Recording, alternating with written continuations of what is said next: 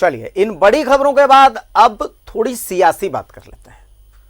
क्या है कि सियासत की बिसात आरोप प्रत्यारोप पर ही बिछती है। इसी सियासत की एक बानगी दिखाई गोड्डा सांसद निशिकांत दुबे ने। उन्होंने मुख्यमंत्री हेमंत सोरेन पर कुछ आरोप लगाए। इन आरोपों के केंद्र में व्यवसायी अमित अग्रवाल थे। जब अमित अग्रवाल के वकील ने निशिकांत दुबे के आरोपों का जवाब बिंदुवार दिया तो हमने भी सोचा कि जो आरोप लगे थे वो आरोप और जो जवाब दिए गए वो जवाब ठीक वैसे ही आपको दिखाए जाएं जैसे आरोप लगाए गए और जवाब दिए गए। तो इस रिपोर्ट में आरोप प्रत्यारोप की सियासत को देखिए और समझिए। गोड्डा सांसद निशिकांत दुबे ने झारखंड के मुख्यमंत्री हेमंत सोरेन पर एक व्यवसायी अमित अग्रवाल के साथ साठगांठ के गंभीर आरोप लगाए थे। इन आरोपों के बाद व्यवसायी अमित अग्रवाल के वकील की तरफ से सांसद के हर आरोप का बिंदुवार जवाब आया। सबसे पहले हम आपको सांसद के आरोप और वकील के जवाब दिखा देते हैं, ठीक वैसे जैसे लगाए गए और दिए गए, बिल्कुल बिंदुवार। 22 मंजिला इमारत बन रहा है कलकत्ता में और वो अमित अग्रवाल बना रहा है।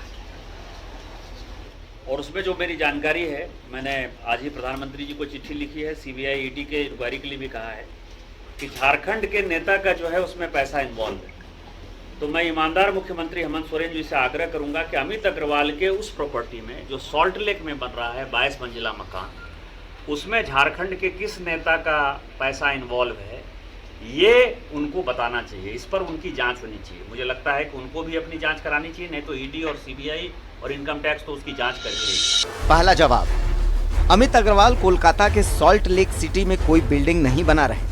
अमित अग्रवाल एक कंपनी के क्लाइंट हैं जो सॉल्ट लेक की इस जमीन की लीजधारी है। सॉल्ट लेक में ये कंपनी अपनी लीज की जमीन और अपने फंड से बिल्डिंग बना रही है। कंपनी के फंड्स में उसके अपने पैसे, कर्ज और क्लाइंट से लिए गए एडवांस शामिल हैं। इस बिल्डिंग में झारखंड के किसी सियासतदान का एक पैसा भी नहीं लगा। दूसरा, अमित अग्रवाल और उनके चचेरे भाई हैं विनीत अग्रवाल। उन लोगों ने लगभग 300 से लेकर 400 एकड़ जमीन रांची और उसके आसपास खरीदा है। और जो विनीत अग्रवाल जी, जो झारखंड मुक्ति मोर्चा ने इनकम टैक्स में और जो इलेक्शन कमीशन में जिन लोगों का नाम दिया है कि मुझे इनसे पैसा मिला है, चंदा मिला है, पार्टी को चंदा मिला है, उस पार्टी के चंदे में उनकी भी कंपनी है। अमित अग्रवाल साहब की भी कंपनी है, राजेश एक्सपोर्ट, और एक विनीत अग्रवाल साहब की भी कंपनी है। और उसके बाद ये 300-400 एकड़ जमीन खरीदना। दूसरा जवाब, विनीत अग्रवाल अमित अग्रवाल के भाई नहीं है। अमित अग्रवाल का राजेश एक्सपोर्ट नामक किसी कंपनी से कोई संबंध नहीं है। ना ही अमित अग्रवाल या उनकी किसी कंपनी ने झारखंड मुक्ति मोर्चा को किसी भी तरह का सहयोग दिया है। रांची के आसपास भी अमित अग्रवाल ने कोई जमीन नहीं खरीदी।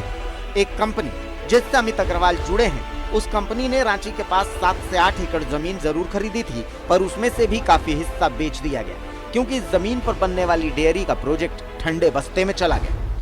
जिसका भी पैसा लगा हुआ है, तो मैं माननीय मुख्यमंत्री से आग्रह करूंगा कि चूंकि ये बाहरी लोगों का सवाल है कि बाहर के लोग आकर जमीन खरीद रहे हैं, रांची जैसे जगह में खरीद रहे हैं जिनके पास पैसे नहीं है, तो मुझे लगता है कि इसमें भी झारखंड या और बंगाल के पॉलिटिशियन का जो है पैसा इन्वॉल्व होगा। तो मेरा डिमांड इन 2 चीज़ों से है। यदि ये 7 दिन के अंदर नहीं करेंगे तो मैं PIL करूंगा।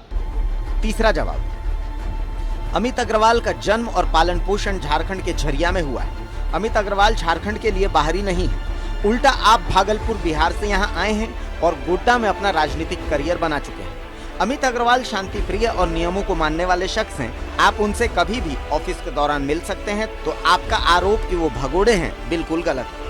तो जो भगौड़ा है, जिसके बैंक अकाउंट NPA हैं, अमित अग्रवाल और विनीत अग्रवाल के कंपनियों के बैंक अकाउंट NPA हैं, उन्होंने जो बैंक से पैसे लिए हैं वो उन्होंने नहीं लौटाए हैं, तो ये पैसा किसका लगा हुआ है? चौथा जवाब, अमित अग्रवाल से जुड़ी किसी भी कंपनी का बैंक अकाउंट NPA नहीं है। किसी भी कंपनी ने बैंक को अपनी रकम देने में कभी देर नहीं की।